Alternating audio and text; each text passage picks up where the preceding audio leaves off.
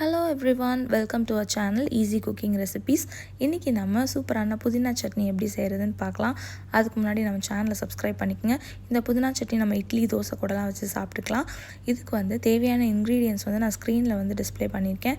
Main ingredient புதினா நம்ம லீஃபெல்லாம் பிரித்து வாஷ் பண்ணி வச்சுக்கலாம். இப்போ ஒரு கடாயில் கொஞ்சமாக ஆயில் ஊற்றிக்கலாம். எண்ணெய் சூடானதுக்கப்புறம் அதில் ஒரு ஸ்பூன் உளுத்தம்பருப்பு, ஒரு ஸ்பூன் இல்லைனா 2 ஸ்பூன் கடலைப்பருப்பு போட்டு நல்லா வதக்கி விட்டுக்கலாம். அப்புறம் காரத்துக்கு தேவையான அளவு பச்சை மிளகாய் 2 இல்லைனா 3 போட்டுக்கலாம். அப்புறம் பூண்டு ஒரு 5-6 பல் போட்டுக்கலாம். ஸ்மால் சைஸாக நான் ஜிஞ்சர் கட் பண்ணி வச்சுருக்கேன். அதையும் போட்டு நல்லா வதக்கி விட்டுக்கலாம்.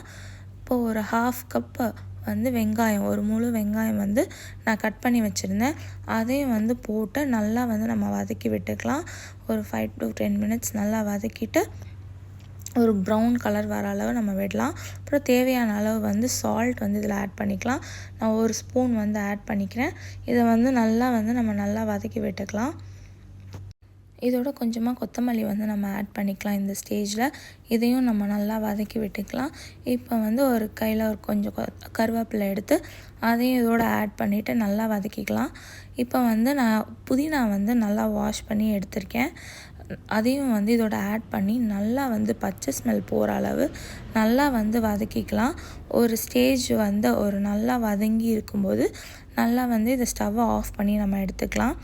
இப்போ அதை வதங்கி எடுத்ததுக்கப்புறம் நம்ம இதை கூல் பண்ணி வச்சுக்கலாம். கொஞ்சம் நல்லா ஆற விட்டுட்டு அப்புறம் ஒரு மிக்ஸி ஜாரில் ஒரு 1/2 கப் தேங்காய், அப்புறம் நம்ம அந்த ஆற வச்சுருக்கிற புதினா, அந்த வெங்காயம், அந்த மிக்சரை ஆட் பண்ணிட்டு கொஞ்சமாக வாட்டர் ஊற்றிட்டு நல்லா மிக்சியில் நல்லா கிரைண்ட் பண்ணி எடுத்துக்கலாம். எடுத்தோன்னா நம்ம அவ்வளோதான், இந்த சட்னி ரெடி. இப்போ நம்ம தாளிக்கிறதுக்கு கொஞ்சமாக எண்ணெய் சூடானதுக்கப்புறம் அதில் கடுகு, உளுத்தம்பருப்பு, காஞ்ச மிளகாய், கருவேப்பிலெல்லாம் போட்டு நம்ம அந்த தாளிப்பை எடுத்து இதில் மிக்ஸ் பண்ணி விட்டோம்னா அவ்வளோதான், சூப்பரான புதினா சட்னி ரெடி. இந்த ரெசிபி கண்டிப்பாக ட்ரை பண்ணி பாருங்கள். இது இட்லி தோசை கூடலாம் சூப்பராக இருக்கும். அண்ட் ரொம்ப ஈஸியாகவும் நம்ம பண்ணிடலாம். அண்ட் இது எல்லாருமே எப்போவுமே நம்ம யூஸ்வலான தேங்காய் சட்னிக்கு பதில் இது நம்ம ட்ரை பண்ணோன்னா சூப்பராக நமக்கு வந்துடும். இந்த வீடியோ உங்களுக்கு பிடிச்சிருந்தா கண்டிப்பாக லைக் பண்ணுங்கள், ஃப்ரெண்ட்ஸோடு ஷேர் பண்ணுங்கள், மறக்காமல் நம்ம சேனலை சப்ஸ்கிரைப் பண்ணுங்கள். தேங்க்யூ.